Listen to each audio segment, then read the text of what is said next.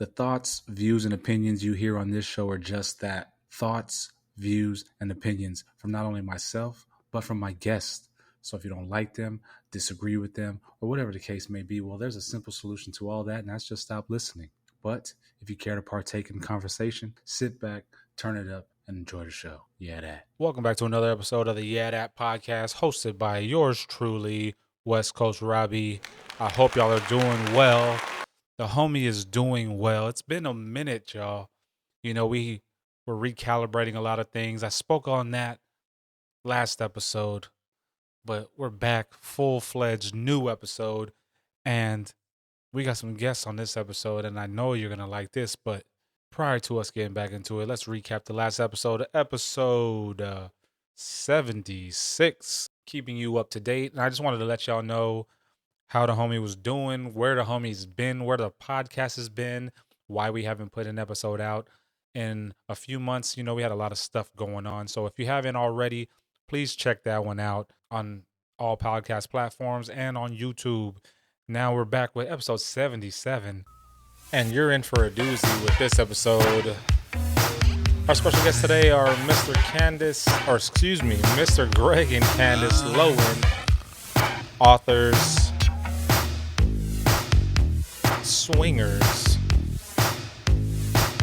and just experts in regards to plant medicines, mindgasms. Yes, I said mindgasms. Let's go. You're going to learn some things today. Make sure you follow Greg and Kandace at Evolutionary Sex on Instagram. Purchase any one of their books on their website, evolutionarysex.org. Org is short for orgasm, is what Kandace told me. But they have books on how to make your relationship better through non-monogamy, open relationships, teaching you how to do proper threesomes, and so much more. So make sure you check them out. There's blogs on there. There's all kinds of stuff, mentoring and coaching. But tune in and you'll find out more about Greg and Kandace Loewen. You're in for a good episode. Let's go. The YeahDat podcast.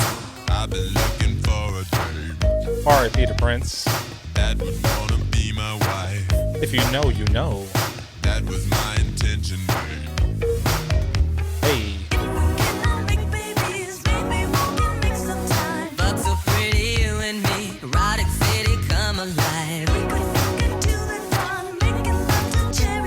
Erotic city, can't you see? Fuck so pretty, you and me. Every time I comb my hair. Make sure you follow on Instagram, Thoughts of you get in my eyes. on TikTok, on YouTube. I don't care. The YeahDat podcast. Hey, I just want your creamy thighs.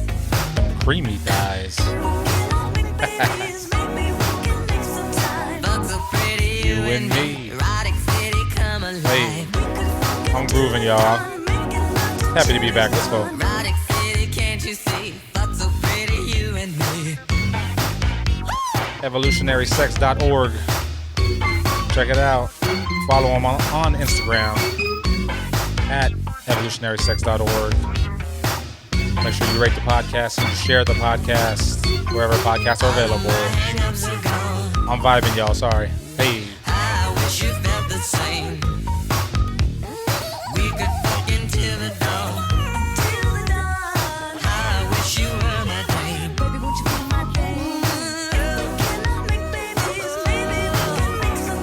Fuck so pretty, you and me. Erotic city, come alive.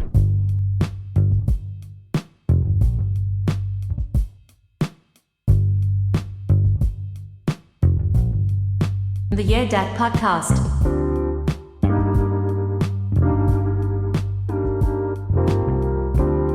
welcome back to another episode of the YeahDat podcast with your host, West Coast Rob. This is the show where we bring you and introduce you to worlds, cultures, and lifestyles that you may be unfamiliar with. And today's episode, I'm excited for because it's something you hear about, but truly know about it until you actually meet somebody. And today we have a couple who has been living the lifestyle as well as a bunch of other things. So I'd like to welcome Mr. Greg and Kandace Loewen to the show today. How are y'all doing? Hi, great. Thanks for inviting us, Charles. Of course. The pleasure is all mine. Thank you for taking the time out to be on the show. So before we dive right into everything, if you would introduce yourselves to the audience and the viewers. We are Gregory and Kandace, and we have been married for 44 years, soon to be 45 years. Nice. We've been together for 47 years, soon to be 48 years. Okay. So we go back a little ways. Words, we go back a ways. We met each other in Sunday school, Awesome. and we had our first date. We were 12 and 13, and then we started dating others permanently Yeah. at 17 and 18. Okay. Now permanently, We're that's still- like just we're still dating. or is it like? And we're still dating. No, Of course. but we're married. But we're dating. Okay. Yeah. So you guys, what age did you get married? I'm sorry. What age did you guys get married? 21 yeah. and 22. Okay. I was 21. All right. Greg, how old were Small you? town. I was 22. Growing up in a small town, it was just, that's what you did. And I think back then, we knew we found the one that we wanted to be with. So, why waste time with it? And just proceeded on with our lives. Hey, snatch her up real quick before anybody else does, Oh, yeah. And it's not like we wanted a family right away. We kind of traveled and did our thing and had businesses. And then 12 years later, we decided to have kids. So, Awesome. That's good. That's good. We had a lot of time just together. Yeah, and I think that's a mistake that a lot of couples make, myself included. I met my wife, and within like half a year to a year of knowing her, we were married, had a kid, and we didn't have that actual bonding time. So I tell that to a lot of my younger. It's important. Most definitely. Yeah. Most definitely. And especially for us, we're trying to launch careers, and we're trying to, actually, I'm not sure if it was launch careers or it was just continue on doing the things that we just had passions about and enjoyed doing. And, kids were kind of one of those things that, we'll have them someday. And all of a sudden, one day I was told that it was time. Okay. And it was one of those things. I had a dream and I said, oh my gosh, Gregory, we're going to have a child soon. So next year, this time, I'm getting pregnant on this day. And literally, exactly a year later, on that day, I got pregnant. No way. A premonition. You had a premonition Well, about I a baby. think it was just manifesting it, we're discovering all sorts of things about her powers, actually. Okay. So, I'm gonna have to keep you on speed dial then, Kandace. Yeah. So to continue, skip forward a few years, skip forward about 20 years. And we were 39, 40 years old, and we'd always had a fun, exciting life. And, we just found that we were starting to lack some of that. And, it's just day in and day out, sort of a DL relationship. It was just, there was just no spark really. We had the kids, we loved each other dearly, but, it was just, you were just plodding along with no real direction at all. Mm-hmm. And that's when we decided to have one vacation a year that we would just go by ourselves as a couple. With adults. Yeah. To an adult club. To an adult club. To an adult club. Okay. So the first club that we chose was Hedonism in Jamaica. Oh, nice. Heard about it. And when we showed up there, it was because it wasn't online. This was way before internet stuff. Oh, yeah. So we had to go to a mall travel agency and sat with this girl and tried to and tell her what it was all about to for us to get book tickets down there. Okay. Turns out when we showed up, it was this lifestyles organization function. Mm-hmm. And these are hardcore swingers that have come from across the globe. And the first entry into the pool and seeing what was going on, right in front of our eyes and on top of the bar and everywhere, it was a little bit of a shock. We didn't freak out or anything, but we kind of looked at each other and was like, let's try something a little bit quieter to start with. Okay. Yeah. So we found a quieter pool that we would just kind of laze around. Of course, we're all naked because it's clothing optional. And we were used to that. Our previous adult trips that we had gone on to, and even our local beaches here are clothing optional. So, it wasn't something new to us. It was just something we wanted to go to be, without the kids, and just something for us, Right. for us Nothing to wrong do something. No. So that kind of threw us into the deep end of the pool, literally and figuratively. But one of the things that it did do on that very first day, and we were very blessed that we met a couple that were open, they were sincere, they were attractive, and they wanted to share, and they wanted to explain this whole lifestyle thing that was And going on. they became our around us. mentors. They became our mentors. And it was really important for that week that we had some guidelines, because otherwise you get thrown in there, and who knows what would happen coming home. Exactly. Not understanding each other, and talk about integration. It's just like trying to get yourself together after a week like that. So hedonism, I've heard about hedonism growing up.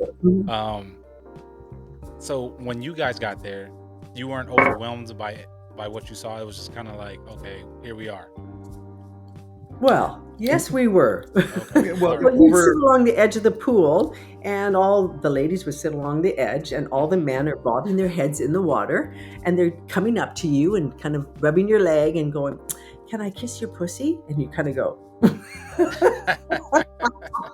Okay. Okay. And that's why all the women are all sitting along the edges with their legs spread, and there's all these men in between the legs, giving them all yes. Yeah. So for some people that would be shocking, just to sort of explore it. It didn't affect us. Like, there was no jealousy, or there was no, what are you looking at, or there was none of that. It was like, oh, good, this is fun. Oh, nice. Okay. Yeah. I mean, I got to back up a little bit. We had already started to do a little bit of play with friends previous to that, because everything always starts in the hot tub, and with a little bit of social lubricant, and next thing you know, it's like, hey, this is fun. And then waking up the next day going, what just happened? And it was like, I don't know, but it was fun, and so that's when we started to explore it. Okay. And so we've been open for 25 years, 26 years, whatever it is now. Yeah. So who came up, or whose idea was it to try that endeavor of opening up your relationship or even swinging? You say the first time was with your friends in the hot tub. Did you guys come to an agreement like one night? It was like, oh, you want to try this? No. Or just, What? It just kind of happened organically. Very organically. I think we both kind of realized that it was just getting stale, and we just needed to have a little bit more spice in our life. We were both feeling it. We've never been jealous people. Like, we've never had those issues between us. It's taken us until just recently to understand that it's truly compersion. So, how much joy I get from seeing Kandace have joy and pleasure. But we didn't know that previously. There was no description for it. There was no, we just didn't know about it. So for us, it was a new word. It was a new word, but back then it was just something that for us flowed, and that's probably the best way of summarizing our entire life is flow. Just a flow state from, just allowing things to happen, live in the present, live. What's happening right now. I know I can't control anything in the future, and I can't change anything in the past. So I just enjoy myself. Definitely. Now, taking that step. So, like you say, it happened organically, and you guys went with the flow. There wasn't any like reservations afterwards after anything happened? No, it was like, where can I find more cock? Okay. Okay, Kandace, all right. For Greg, how about you? Oh, I'm open to, yes. Any offerings at all, I'm open to. There was no kind of like awkwardness afterwards it happened, or after the initial time happened? No, because right away we started saying, okay, what are our fantasies? And should we explore that right away? And we did. While we're at that first club, we explored our fantasies right away. So it was interesting just to kind of, because we had the opportunity and we just took it at that point. And we weren't going to say, what if? We just kind of went, no, this is where our life is going. We're going to go with the flow. We seem to be happy. We're not going through this jealousy thing. We're both enjoying what we're doing, and we enjoy watching each other have fun. I think that's the big part of it, is accepting what they're doing with someone else, and it's okay. Now, what are some of the like rules or parameters? So like at hedonism, when you go to hedonism and say a gentleman comes up to Kandace and wants to engage, and what if, like Greg, what if you're there and okay, you haven't found a partner yet? Like, how does that work?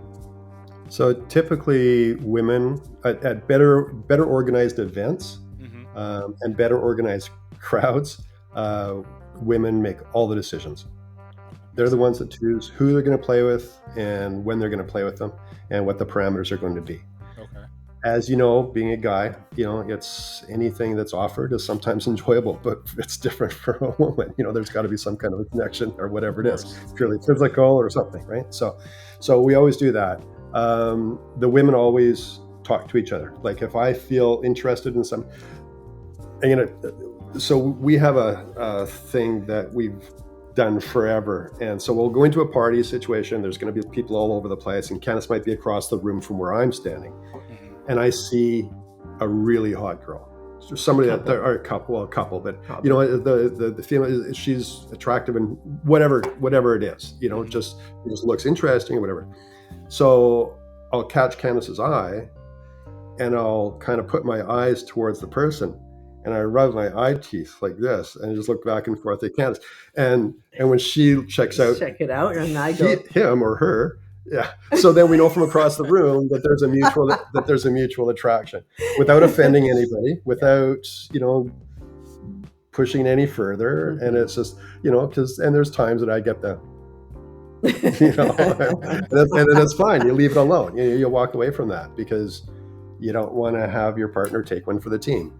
And that's one of our rules. That's one of our rules. Gotcha. That was my next question. Yeah. So if Kandace sees a male or if you see a female and it's an attractive person, but the opposite or your partner doesn't feel that way, how does that work?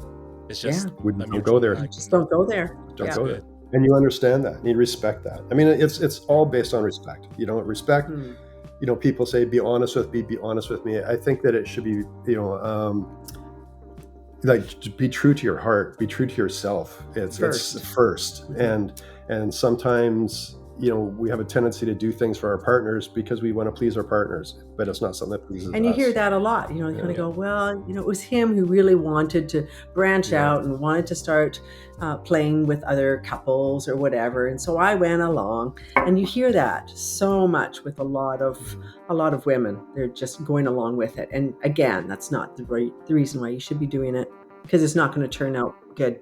I mean, we'll pull away from a couple as soon as we discover that, because it's not something that we want to perpetuate. Yeah, and their energy isn't right, and they're not connected, and it doesn't work. Okay. Yeah. Mind you, that's different when you're just bringing in a third person and you're just doing a threesome. Of course, you've already made that decision that you want this third. Yeah. Okay. Now, for each, do you go both ways, like male and female, for the two of you, Kandace and Greg? You do? Yeah. Okay. Yeah. So in regards to threesomes, like how do you go about doing that? Like, okay, I like this guy, and that's an agreement, or I like this woman, y'all agree on it and then approach, or is it within the community?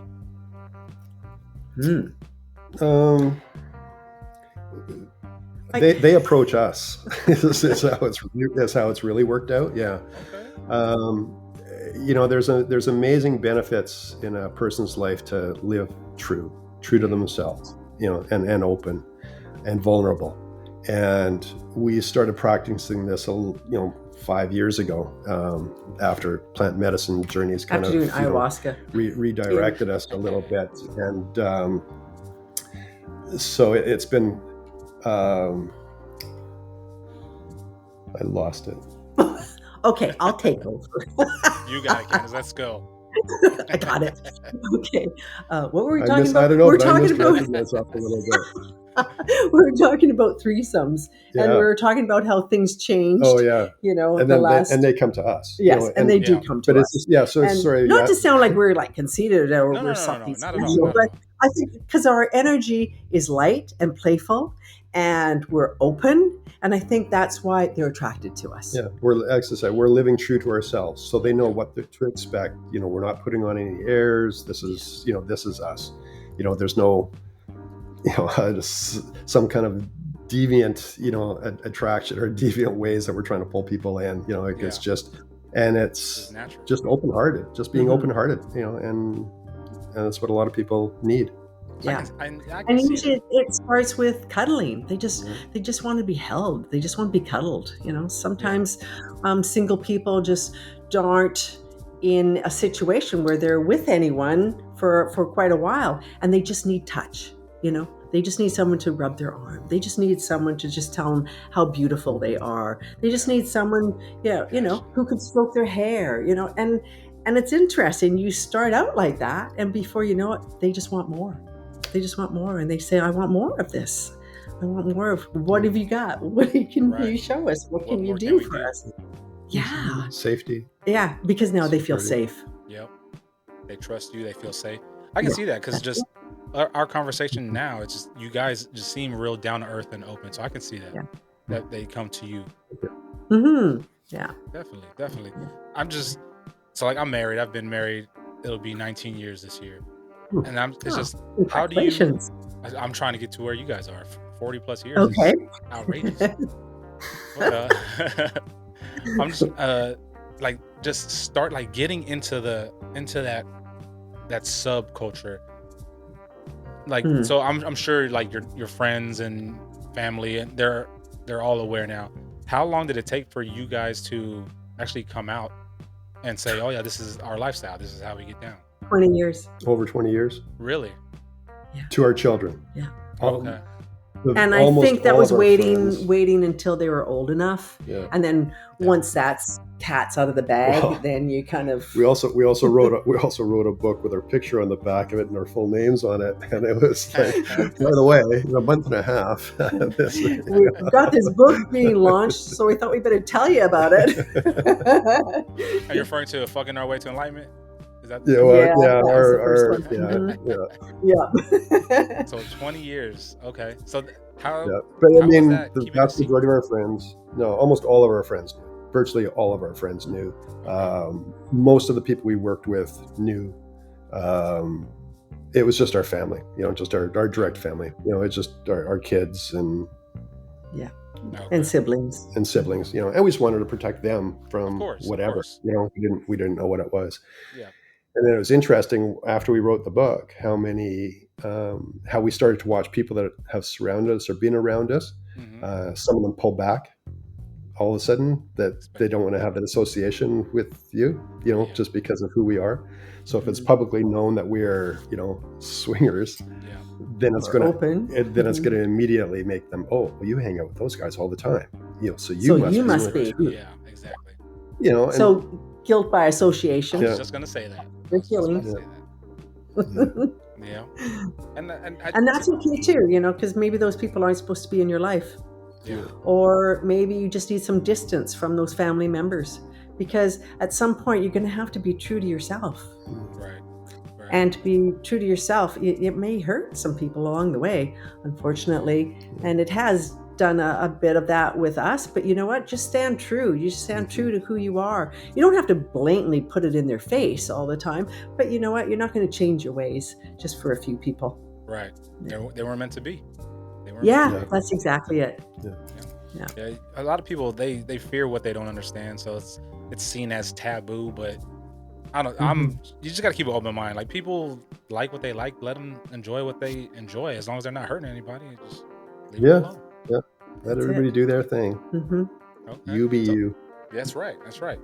So, Fucking Our Way to Enlightenment was your first book, correct? Yes. Okay. Yeah. How long after you guys started with your open relationship did it take to write the book? All right, let's write a book. Let's enlighten people. Like, what Well, made you want to do that? So we, Candace kind of mentioned our exploration with plant medicines. Yes. Yeah, we'll get into that. And so that led us to a lot more. COVID hit, and all of a sudden, everybody's locked down, and so we just spent every day, every other day, hour and a half, just experimenting, just with ourselves, cuddling, breathing, just trying to understand all of this new experience that we had just had. That we just did ayahuasca and mushrooms. All of these things, DMT, and so we were going through the thought process of that, and the development of a style for the both of us that worked really, really well for us. It led into energetic orgasms. That led into more tantric sort of a thing. It led into the Karetza method, which we call it a neo-Karetza method. It's slow sex, slow sex. Okay. And how that works for people as they age, as they're getting older, because it can replace penetration. And this sort of newfound knowledge and a bunch of single women that were lonely started to develop into something that we started sharing with them. They'd come over for afternoon tea, and they wouldn't leave until 2 a.m. slow tea. That was very slow tea. So that it was interesting to us. So we started doing more and more research on it, talking to more people, doing more experimentation. And then the following January, some friends have got this mansion, and they do talks, they do workshops and things on it. So a girlfriend of ours knew about it and suggested that we do a workshop on Swingers 101. Okay. So we said, sure. So we did this thing, and so we started sitting down, writing all these notes, all our little stories and all the little quirky things that happened. And then we went, let's, make this a little bit more elaborate. And before you know it, by the time we did our little workshop, everyone says, oh my God, you have so much information. So many stories. You need to write a book. And we went, yeah, I think we will. And honestly, we just kind of turned that switch, and we sat down and we wrote the book. We just started writing. So we wrote the whole book in about 3 months, just over 3 months. And then went through an editing process, and kind of went a different direction with it a little bit, and then published it. Yeah. And 2 years later, after more plant medicine, there was some revisions to be done, and a slightly different direction for the book. And it's designed a little bit differently. It reads similar, but a little bit less woo-woo, and a little bit more practical experience, and practices, and processes and questions, and and that sort of thing. So is that the creating happily ever after through non-monogamy? Yes, it is. Exactly. Yeah, and that was strictly non-monogamy, and it doesn't have the enlightenment part on it, so it doesn't touch on the more the spiritual end of it, or the tantric end of it. Yeah, we kind of left that part out. Okay. So it was just a little bit more just on the E&M. Now, what made y'all want to revise it and make a version like that to appeal more to the masses, or? I think so. Yeah. Otherwise, that's a little bit too frightening. Okay. Oh, we're going to open up a relationship and we're going to get spiritual at the same time. It's like, whoa! Makes sense. These people are crazy. Yeah. What have they been smoking? We know we're different, but hey, that actually, I think the original one would garner more people.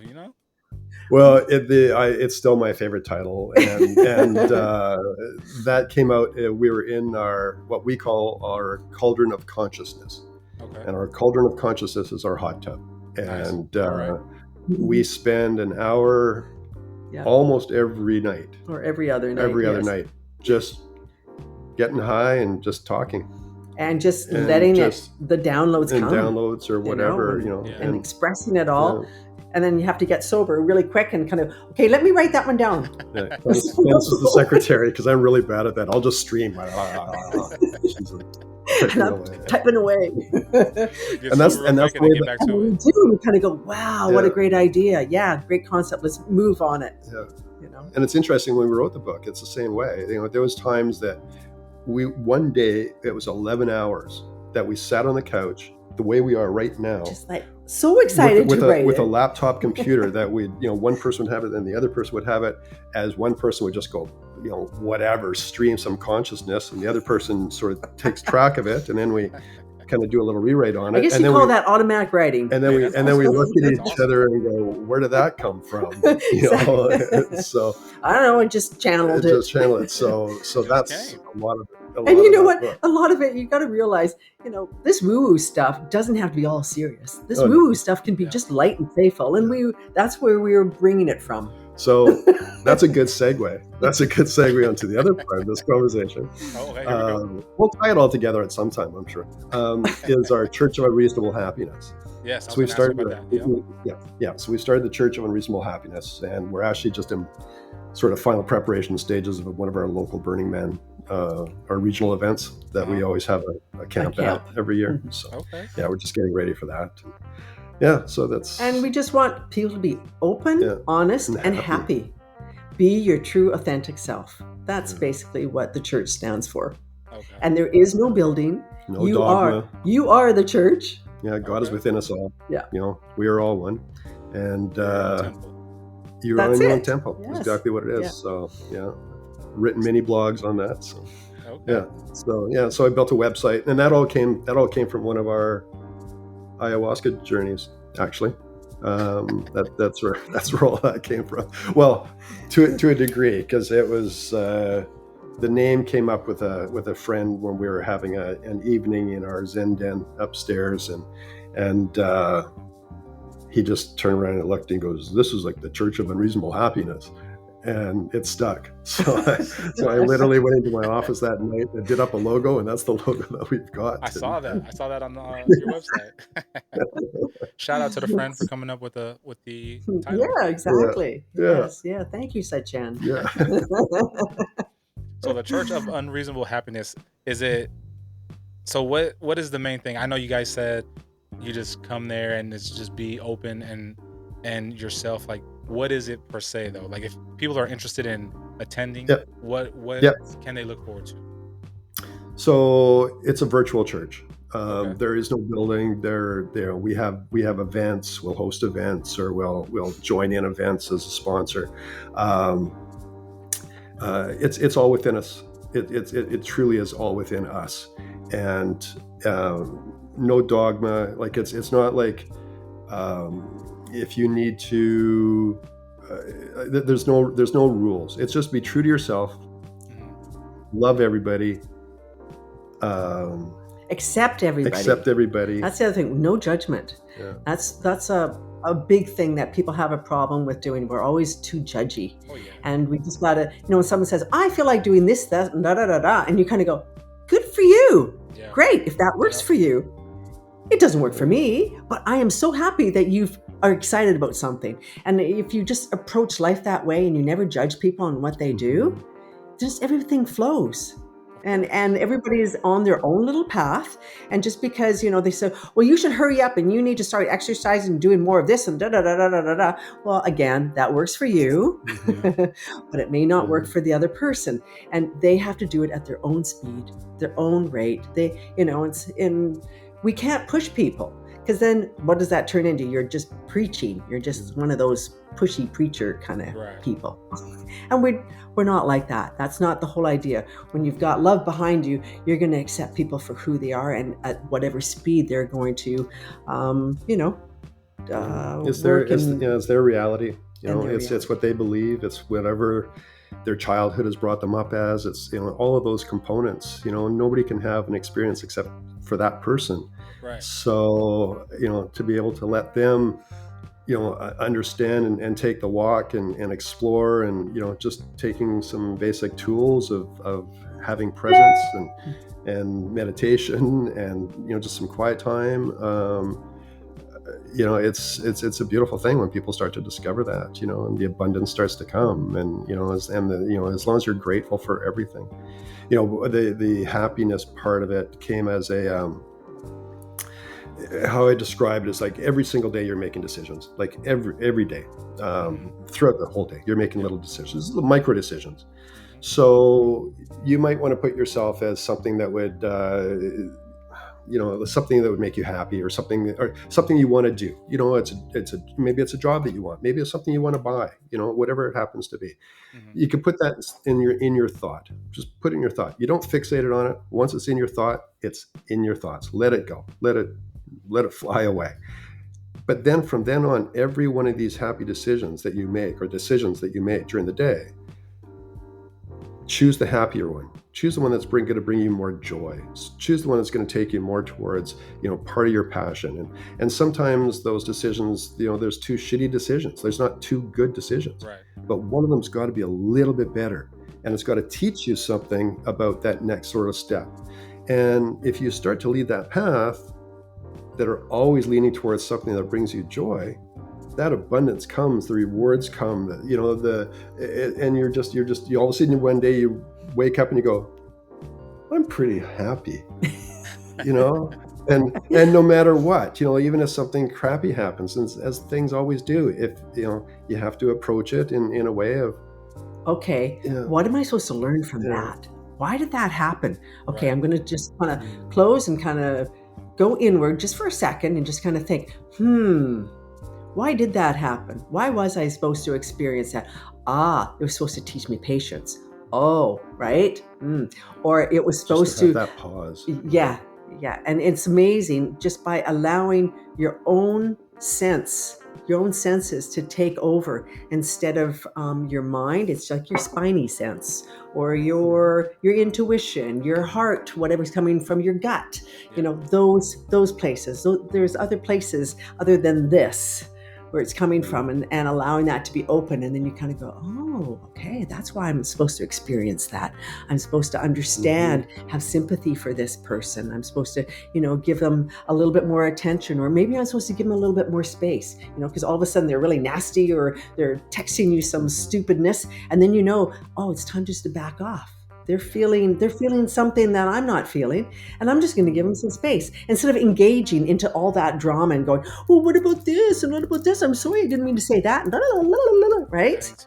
We all do that, or have at some point, and you just kind of learn to let that go, and you kind of go, no, I don't go with the drama. I'm just going to have my life, which is happy, and I'm going to stay on that vibration. And people will either feel it or they won't feel it. They'll either gravitate toward it, or it'll scare the shit out of them. And it does. For some people, it scares them. They kind of go, you're not on the same vibration as me. And you go, that's okay. It's okay. You do you. Yeah. Sounds great. That sounds like something I would like to attend. I would like to attend, because that's how that's kind of like my motive nowadays. Like, I try to look at the most positive thing out of every outcome. I'm not trying to have any negativity, any bad energy, any drama. So I'm trying to instill that into like my wife and my daughters as well.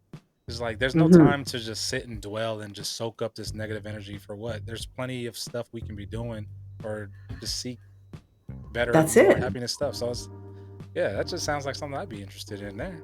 Yes, yeah. Yeah, I'll tell you, like, we've got a website, the Church of Unreasonable Happiness.com, and it's got all of the stuff on there. It's got some really good articles that he's written, that he's just had a download, and he's just kind of just regurgitated it on the paper, and it just it's wonderful. Okay. Letting it flow. Yeah. Awesome. Now, when I was reading y'all's bio, just to change lanes real quick, reading your bio, I seen you guys mentioned something about being in the film industry. Yeah. Like, in regards to like the actual like adult film, or like film industry, like no, like mainstream television, feature film. Yeah. Nice. So the both of you were?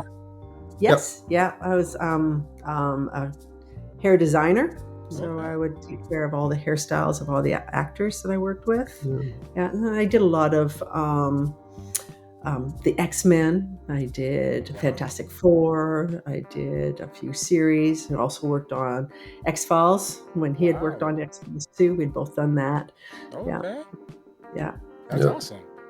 Yeah, and it was art direction and production design for me. So it was, right in the arts world. And of course, being in that kind of an industry, being open was actually was very helpful actually for me.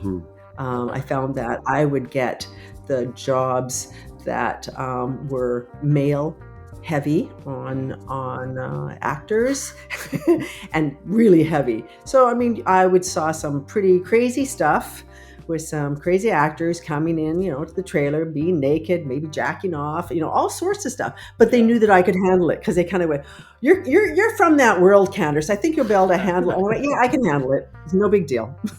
Didn't make it right. Didn't make it right.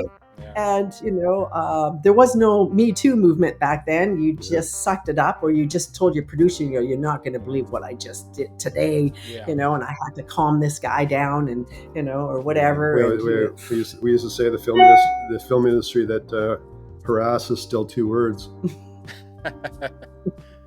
Hey, it is though. Yeah. So the triangle of trust into healthy threesomes. Yeah, that one. Yeah, the little mini book. Yeah, I see that. So expound on that a little bit. Expound on that, if you don't mind. Yeah. Well, the number one fantasy for couples or for a lot of singles is having a threesome. It's just one of those fantasies for whatever reason. And out of all the people that we've talked to, there's very, very, very few of them that have ever worked out really well. They've always been kind of okay, or one person might have enjoyed themselves immensely, or maybe two of them did, but the third one didn't. So there's all these stories that are written up within it, and because it's a dangerous world. It really is, unless there's some preparation going into it, and that preparation is communication. Is and expressing what your fears are. What are your desires? What do you expect to get out of this? And to have those conversations with your partner ahead of time, and not just your partner, but the third in a lot of cases too. There's the threesomes can manifest themselves so many different ways. They can be that hookup that you end up having in the back of a bar, or they could be something much more methodical. They could be something that's been arranged, that advertised. There's all sorts of ways it can happen. Good friends, that's typically a start for it. But they all have their interesting dynamic, that has to happen in between all the people. And the biggest thing is making sure that everybody has the same communication. And that's what we talk about. If you're going to text them, it's a three-way text. Nothing is two-way. Because as soon as you do that, you're eliminating somebody out of that conversation, out of that triad. And that's what you want to keep going. You always want to keep everybody together, open, fully open as far as whatever expressions or again, fears, desires, boundaries. What are your boundaries? And to not have that ability to share with these people, that's why communication can break down, or somebody gets left out, or we've got a few stories of situations where, one of us has felt that exact thing, when the partner has pulled away and it's interesting because it's not been with, like for myself to have a guy with us is a completely different dynamic than it is to have a female with us. Yeah. Even if the male is bi, it's just a different dynamic, male ego, then dominance, the whole thing, that's always going to come into play no matter what it is. There's this whole masculine aspect to it. Feminine is completely different, but then what are the sexual preferences for each one of them? Thirds are typically bi, very, very typically bi. Otherwise it's a difficult thing to share. But it's funny because that's also the same thing with guys, guys are straight, but it seems to be an okay thing. I don't know. that's why you need to talk about each one of these situations is going to be different, but knowing that going in is the first part of it, just being aware of it, and paying attention to your primary partner is the biggest And thing. yeah, exactly. Looking after each other.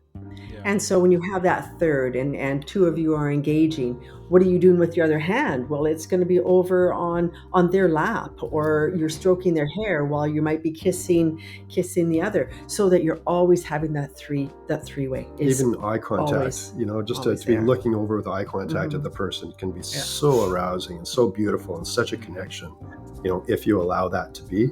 And the synergy is just, fantastic that way. But it has to be there. One person, we always say one is the loneliest number, because it's one of those things you just feel left out completely. And with anything sexual, you can really start to get involved. Presence has been something that we have really concentrated on for ourselves within our lives. Just daily presence, just to be aware and being here and understanding. And you can really see that in the sexual relationships, especially with people that aren't familiar with it too much, or they haven't had too many experiences. They go head first and they fixate, and that's it, and that's all they want, and they have no idea what's around them, or so those are things that we try to bring to people's awareness. That's right. So you don't get fixated on just the two of you, and you know what I mean. It's not becoming a nice flow between the three of you anymore. Definitely. So, and that's why it's good to have people that do read this to understand it, and before they go into a three-way, because all of a sudden they kind of go, oh, I can tell that you're kissing differently with them than you do with me. Oh, yeah, I've never seen you use that position before. How come you don't do it with me? And then all of a sudden you get that jealousy and that, that insecurity happening with the other person, because again, you're not sharing it properly, that three-way. Wow. It's not even. Wow. And to express yourself, hey, I'd like some of that. Yeah. This is just to say your desires. We when we do have play time, that is one of the things that we always throw out at the beginning is that, so what are your boundaries, fears, and desires tonight? And, the boundaries can roll off somebody's tongue quite easily. The fears, especially for some females, for there male might be some dominance, past trauma or something. to be on top of them, or to be whatever, that's a fear for them. Desires, no. Try to get desire. Oh, I don't know. Anything, I guess. That's what it is. And then we kind of go, so we'll just go with the flow. And then if it doesn't feel right, you'll just say no. They went, yeah, okay. That seems like that'd be like the majority of the time. They don't know what they don't know. Yeah. Right. That's a lot of it. Wow, and a lot of times it's and giving the person permission to say no. It's not just a, we always say about it's got to be a resounding yes. Right. Otherwise it's a no. But to allow that for a person to actually say that and understand that they can express those things freely without judgment, without saying, oh, well, and get all pouty and go, well, I thought you were coming over to do da da da da da da. Yeah. And they kind of, you don't want to put your partners in any kind of situation that you make them feel bad, because they shouldn't feel bad. This is supposed to be all loving. This is all supposed to be playful. This is all supposed to be just for our enjoyment. So let's not add any drama. Right, exactly. You kill the vibe. You kill the vibe. Yeah. Which the way you're harshing my toad. The way you guys described it made it seem like so it's not like just a one-time thing. Like for example, if you have a third, the way you described it made it seem like it's not just, okay, this is how it's going to go down right now. It makes it seem like it's more so of like a partnership amongst like you two plus the third over like a series of times, like kind of not like a relationship, but it's not just in the instance is what I'm trying to say. The way you guys describe that, is that the case, or is it just, okay, this is how it's going to go down, this is a connection we're going to build right now, and then once we're done, that's it? That's interesting. Can I take this one? Fire away. Okay. They come over, they may have some expectations, but we now know, because we know better, us too, we don't have any expectations. And if you go in there with none, you have a way better time, because you kind of go, oh, I thought this would end up that we would, have, whatever. I thought we'd bring out all our toys and I'd be able to wear some cool outfit and blah, blah, blah. And it wasn't like that at all. You know what I mean? Right. And then you'd be disappointed. Well, this way, if we just kind of go in, we go, okay, whatever this third wants, we're just going to kind of go with the flow, and we'll just be encouraging in whatever direction it is. And I find it works way better. We like to gang up on them. But in a playful way. Just make sure that they're happy. Yeah, that's funny. That's funny. Exactly. And stop for snacks now. Oh yeah, we got to stop for snacks. You can't just go all night. You got to stop for snacks, refreshment. And then you make those snacks fun and sexy, and you've got your fruit, and you tell them to close their eyes, and you're doing fruit play, and you're getting them just to lick it, but you can't bite it, and just all these kind of things. Or you're going to smear chocolate all over your breasts, and you kind of go, okay, now you can lick this off. Just make everything playful. Right.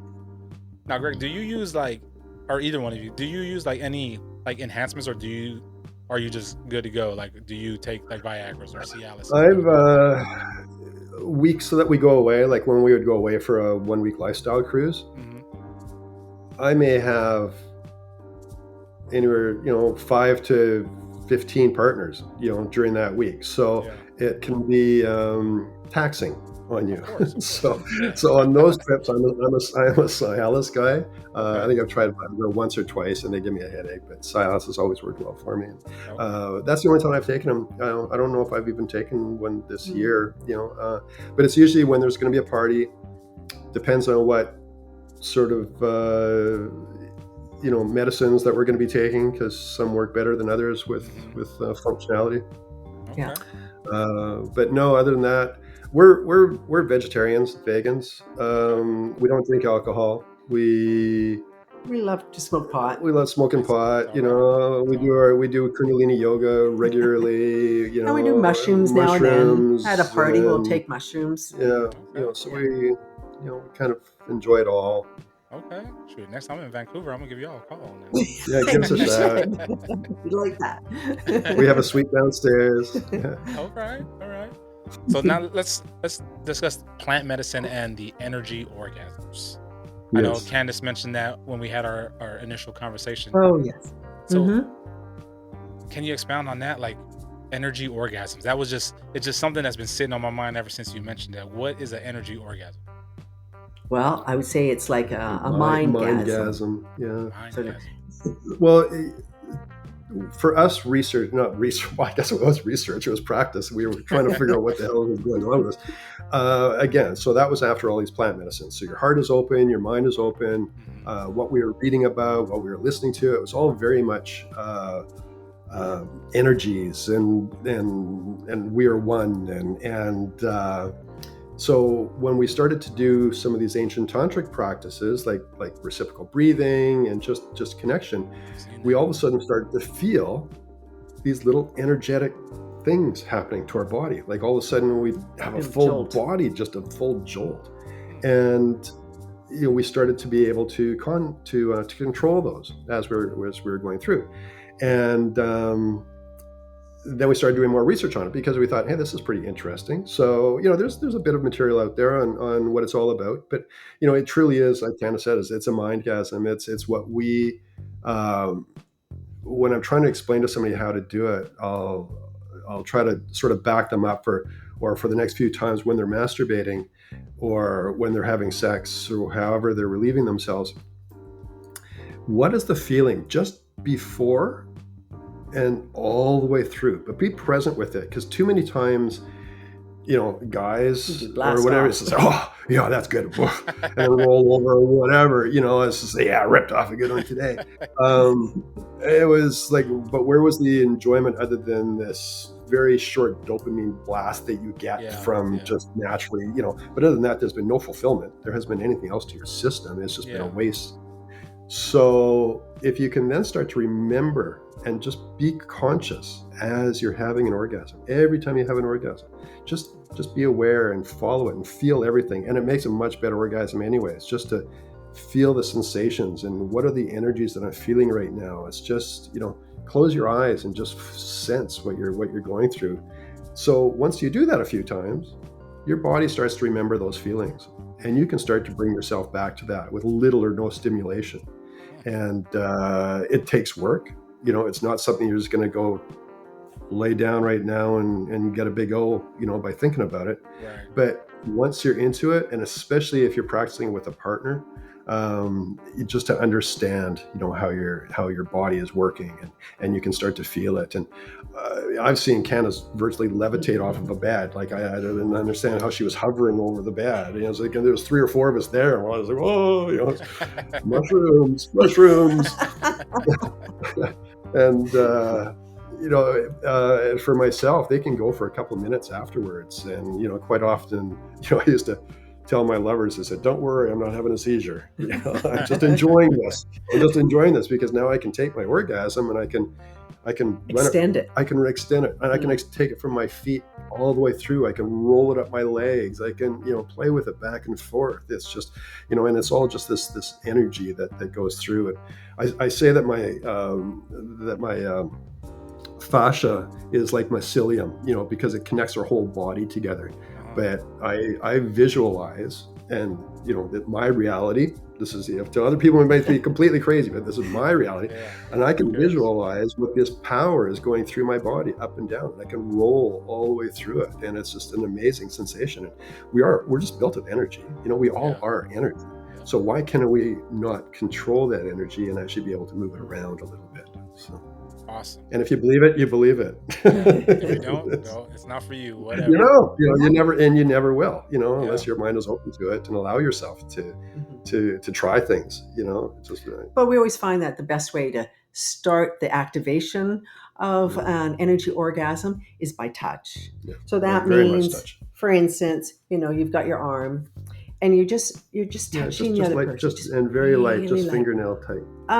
Almost like a ticklish thing going on. And different people have different erogenous zones, whether it's it's usually inside of a joint or things, and because you're placing your energy, you're transferring things, through your fingers, and you're feeling that person. You can feel every aspect of it, and this is where it gets into the slow sex part of it, because it's just, and we if there's a couple of women with this, I'll start from their feet for both of them and just slowly massage and work all the way up. And, you don't even you just put your hand on their vulva, it's just in the pressure that's there and the warmth, and you can feel it get hot. Like it's just, it's fun. Slow sex. Yeah, it's changing of energies. Yeah.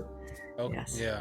So, because you guys are discussing it, and I'm just like thinking of my own. And like my wife she likes that when I do that to her like her back with the slow tickling touch. She loves it.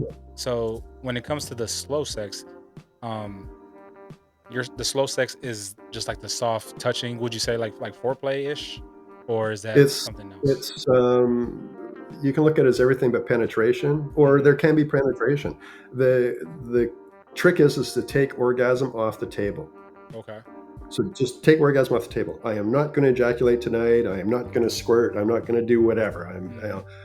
But I'm going to enjoy every minute of it. And for a lot of people, it takes away that sort of anxiety of having to perform and having to finish and having to do this sort of thing. And especially for some guys, even younger guys now are starting to have issues, and it can be it can really fuck up your head. Yeah. So if you take that right out, now you can enjoy it, and you can enjoy your partner. You can enjoy, just the sensations, the feelings, and feel every little bit, and and be present with it. And you have to do it slow to be present. Otherwise, you're too busy doing stuff, and you're not really present. And also, one more thing: one person at a time. Like you both can't be handling each other like this because you're kind of messing with the energy.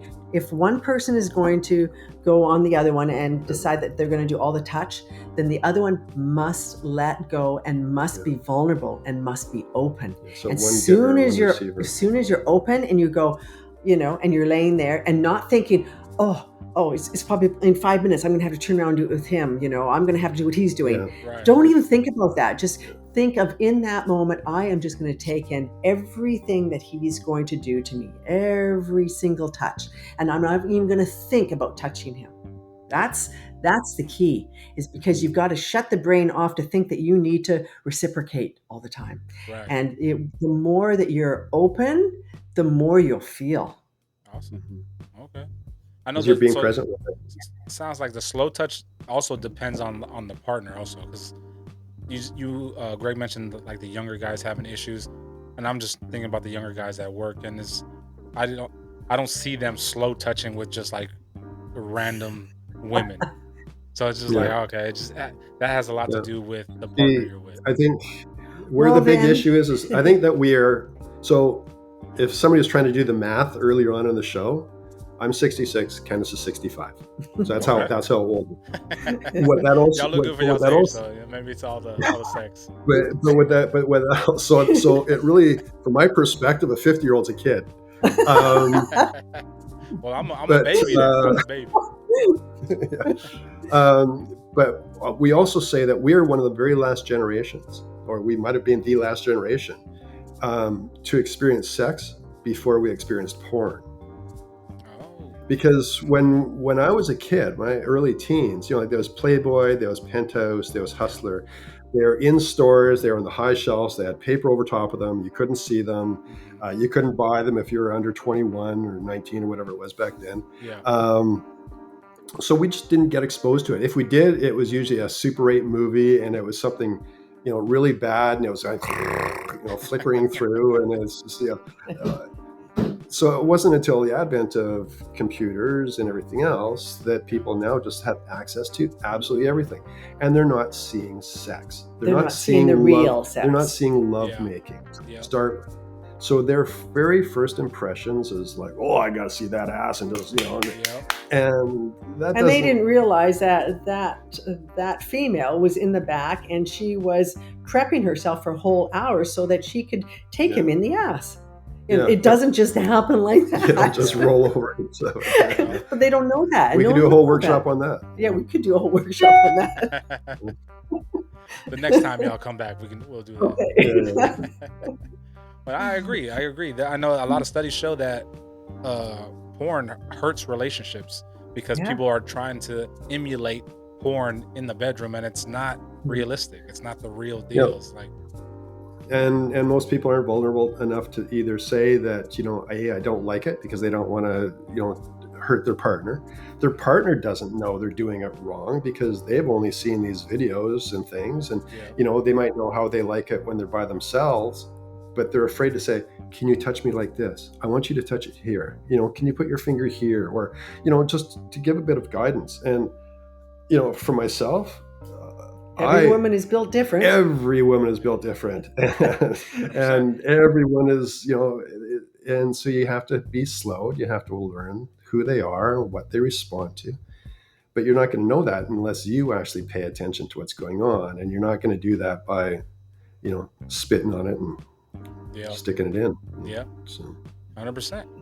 True. That goes for the males too. Males are different too. Oh, yeah. Totally. Yeah. So I felt like I've been in like a mentorship coaching class of yours. So you guys have mentorship and coaching. What does that consist of? So we either have people come over here, or we do a Zoom, as we're doing now, and just talk freely, and what we find is that for so many people, they don't have anybody that they can talk freely to. What their preferences are, what their fears are, what their desires are, what are their sexual preferences.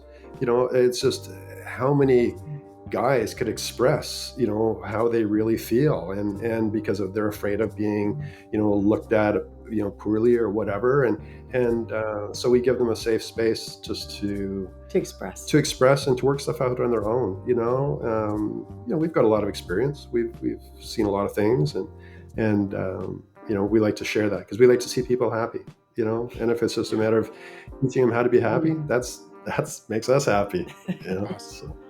Yeah. Great. That sounds great. Now, I don't want to hold you guys too long. So before we wrap this up, where can anybody out there listening or watching pick up your books, sign up for mentorship and coaching? Yeah. I think because of the topic that we have, the topics of the book, they're not always easily searchable, for whatever reason. But if any of your listeners go to evolutionary sex, .org for orgasm. Clever. Yeah. Clever. Yeah. So evolutionarysex.org, and they can see the site, they can see my blogs, they can see sort of hopefully some helpful information that's there, and our contact if they want to get a hold of us, and either to purchase the books. And it's just a direct link that takes you through to Amazon. So whether you're doing Canadian or American markets, you can just choose the books, and it just takes you straight to the site. So there's no fumbling around. Nice. I might have to get a book just to read it. It's an interesting read. And we made 2 of them audible. With our voices. And we made 2 of them audible with our voices. Yeah. So yeah. I did the Triangle of Trust, and Kandace did the E&M book, and I just kind of interjected into that. So. Yeah. Okay. I'm gonna have to start with that one. Process. Yeah. Awesome. What about the Church of Unreasonable Happiness? When is that up and running? It is up and running. We've got a full website. We have a website. And it's also on Facebook. On Facebook, and it's on Insta. And I'm not a big social media kind of a guy, but I'm trying and having fun with it. Yeah, awesome. Having fun with it. All right, trying to get the word out. We're just trying to get people to look at it. Like I said, there's no, there's zero monetary gain for us. We don't have egos. We call ourselves just the caretakers. We're the caretakers of the church. That's it. I'm founder and caretaker. And so it's if we leave it out there, the abundance will come in however it wants to come. But we've made this offering that we feel to the world, I guess, and let's see what people do with it, and it's funny now that you Google our address, it comes up the Church of Unreasonable Happiness. I went, how did that happen? It's got the front of our house on. I go, all right, just put a sign outside y'all's door. Well, we have a VRBO in our house. So every time they come in, they kind of went, "Is this a church that we're going to stay at?" I had somebody call me, "What is this? This is what it's about." And then you kind of explain it a little bit, and they still think you're a cult. Of course. Anyway. Well, Greg and Kandace, I appreciate you guys for taking the time out, and thank you, Charles. I've had a blast, and I gotta get you guys back on here. So did we. Had a really good time because we haven't had any pants on or anything. That's We're right. naked from the waist down. We're naked from the No, you're not. That's right, from the waist down. No, you we did are that on not. purpose. Yeah, We are. Okay, everyone, ready? Got to get up and get just a little cheek. See it? Oh, that is. Hey, shout out to Greg and Kandace. Oh my gosh. Awesome. Well, thank y'all for tuning in. And we're definitely going to have Greg and Kandace back. I appreciate y'all so much for taking the time out, Greg and Kandace. Yeah. And you are definitely going to get back on here. Trust and believe. Thank y'all so much. You're welcome. Okay. Oh, we're writing a new book too, so we can talk about that. What's the I can't tell you now. We can't tell you now. Oh, we're going to start September. We're going to start writing the book, but we also have another software program that we're working on too that'll be interesting for people to do. A couple new things coming up. Okay, right on. So you're going to start writing in September, so it should drop what's like springish or like later? Oh no, end of the year before Christmas. Oh yeah, we're pretty quick. Right. Yeah. When we let it flow, we let it flow. Yeah. Should we let them in on? Tell them what it is. Tell them what the name of the book will be. No. Yeah. See, I didn't want to ask that.